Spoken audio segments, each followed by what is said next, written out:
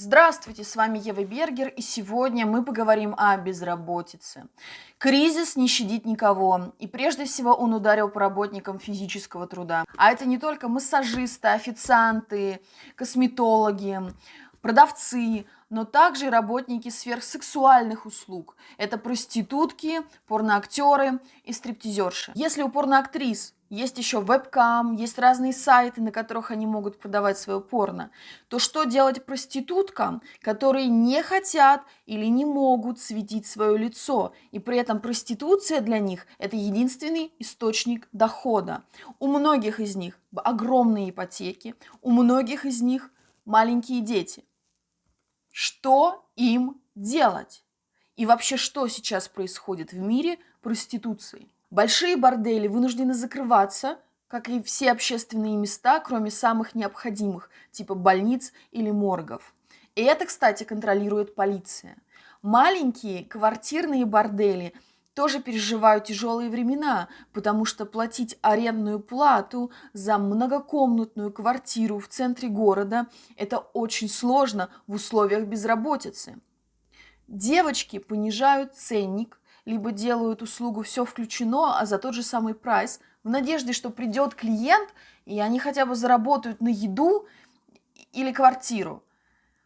Но ходят в основном либо идиоты, либо грабители, потому что ни один нормальный мужик в условиях пандемии коронавируса не пойдет сейчас по девочкам, особенно семейный. Хоть что-то их остановит от измен, хотя бы коронавирус. И страх заразиться здесь даже сильнее страха потратить деньги в условиях экономического кризиса, который тоже у них есть.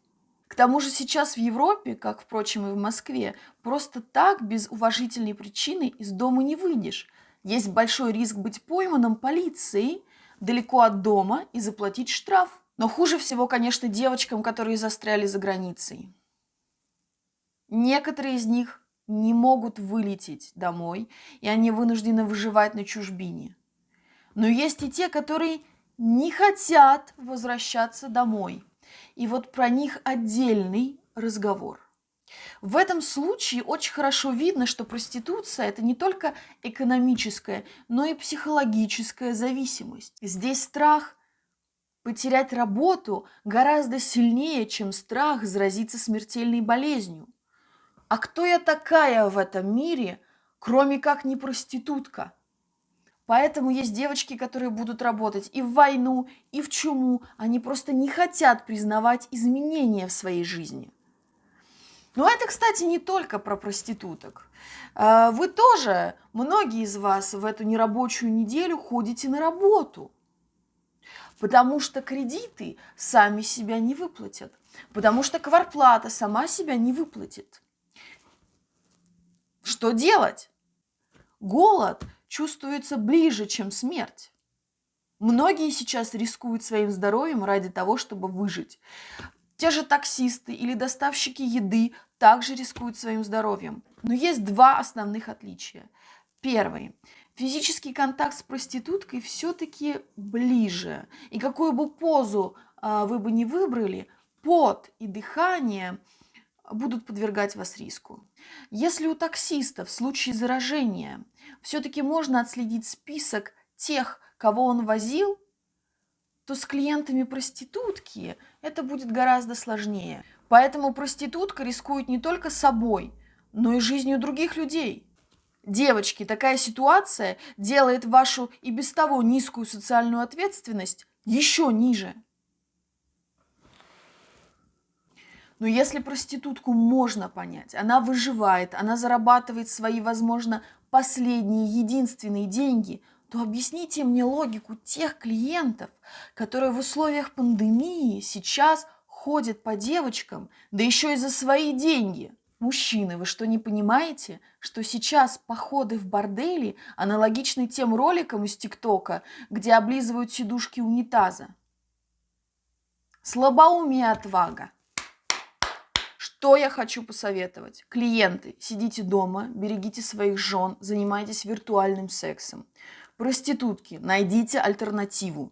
Вы слишком зависимы от момента.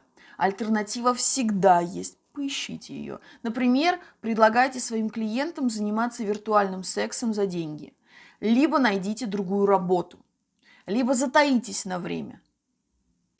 Я знаю, что найдутся те, кто скажет: я работала в эту пандемию, я ее пережила, и я даже заработала. Возможно. Но заниматься сейчас таким родом деятельности – это как заниматься сексом без презерватива. Возможно, вы ничего не подцепите и уйдете с деньгами, а возможно и нет. Стоит ли рисковать, если на кону жизнь? Хотя некоторые из вас за доплату занимаются сексом без презерватива. Кому я сейчас это рассказываю? Вам ВИЧ не страшен. Какой уж там коронавирус? Ребята, подскажите в комментариях, может быть, есть какие-то профсоюзы, которые поддерживают проституток сейчас, когда они потеряли работу? Если не к маме, то к кому они могут обратиться? А с вами была Ева Бергер. Ставь лайк и комментируй, если тебе понравился этот ролик.